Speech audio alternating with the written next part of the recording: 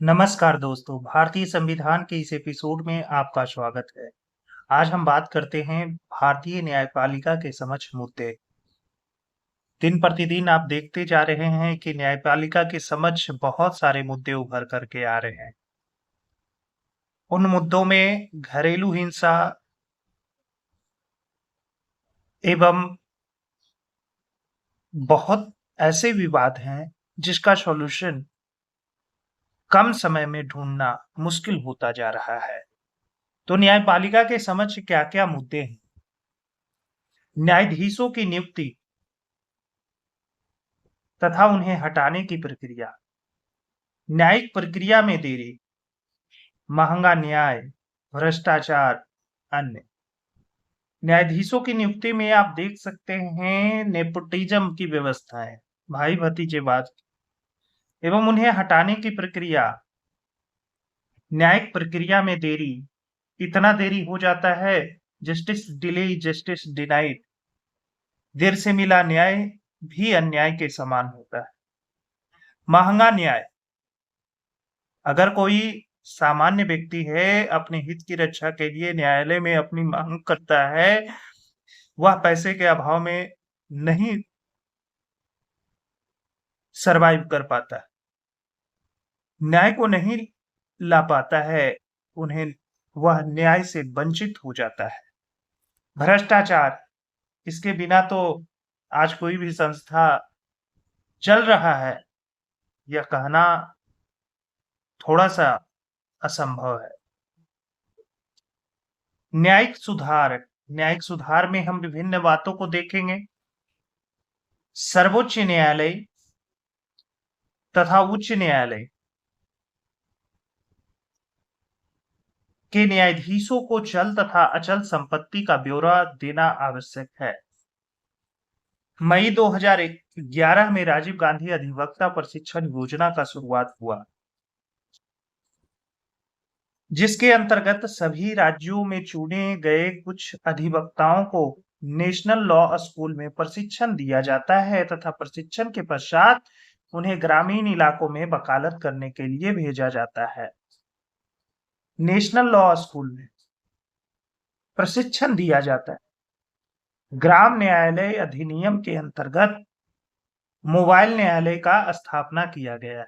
ग्राम न्यायालय अधिनियम के अंतर्गत मोबाइल न्यायालय, आप मोबाइल पुलिस, मोबाइल न्यायालय, कहने का अर्थ यह है कि न्यायालय की आवश्यकता यदि कहीं पड़ता है, उस स्थिति में एक टीम उस घटना स्थल का निरीक्षण करता है और वहां जाकर के अपना निर्णय सुनाता है,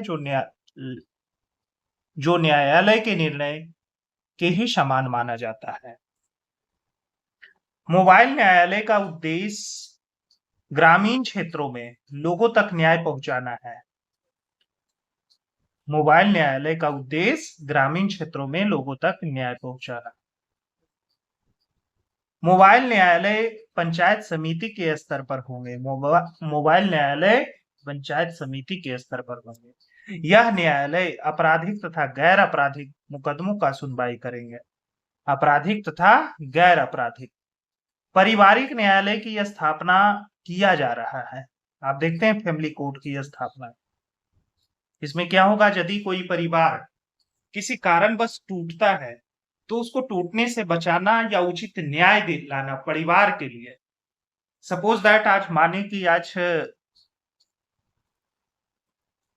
जितना पढ़ा लड़का है उतना ही पढ़ी हुई लड़कियां हैं, दोनों में सामंजस्यता स्थापित करना धीरे धीरे मुश्किल होता जा रहा है।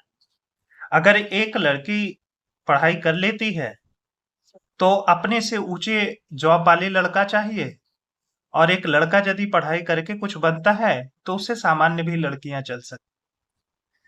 खैर, यह पूर्ण रूपेण यह कहना इस प्लेटफॉर्म पर उचित नहीं होगा, लेकिन सामाजिक दृष्टिकोण से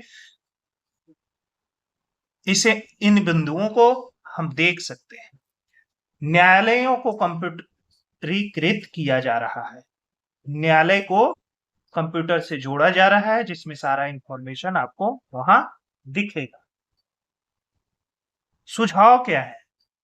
अखिल भारतीय न्यायिक सेवा की स्थापना, सर्वोच्च न्यायालय तथा उच्च न्यायालय में न्यायाधीशों की नियुक्ति में पारदर्शिता सुनिश्चित किया जाना चाहिए।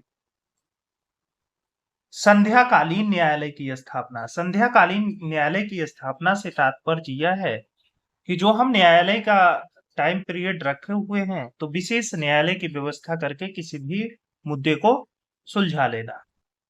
न्यायालयों में अवकाश कम करने की जरूरत, बहुत सारी छुट्टियां हो जाती है। अगर अमेरिका के न्यायालय से कंपैरिजन करें तो यहाँ बहुत छुट्टियां हैं, जिसके कारण एक तो केस दिन प्रतिदिन बढ़ता जा रहा है, दूसरी बात छुट्टियों की भरमार है। इस स्थिति में न्याय आने में देरी होना स्वाभाविक है। अतः न्यायालय में अवकाश कम करने की जरूरत है। सर्वोच्च न्यायालय के कम से कम 2 या 3 खंडपीठ की स्थापना, सर्वोच्च न्यायालय के कम से कम 2 या 3 खंडपीठ की स्थापना। उच्च न्यायालय में जनहित याचिकाओं की सुनवाई के लिए अलग पीठ हो। उच्च न्यायालय में जनहित याचिकाओं की सुनवाई, जो पिछले वीडियो में हमने जनहित याचिकाओं के बारे में विशेष रूप से चर्चा किए थे, उसके लिए अलग खंडपीठ। जनहित याचिका में होता है कि पब्लिक इंटरेस्ट के जो विषय है, अगर किसी का मौलिक अधिकार उल्लंघन हो रहा है तो उस स्थिति में वह अपना मुद्दा लेकर के न्यायालय जा सकता है। धन्यवाद।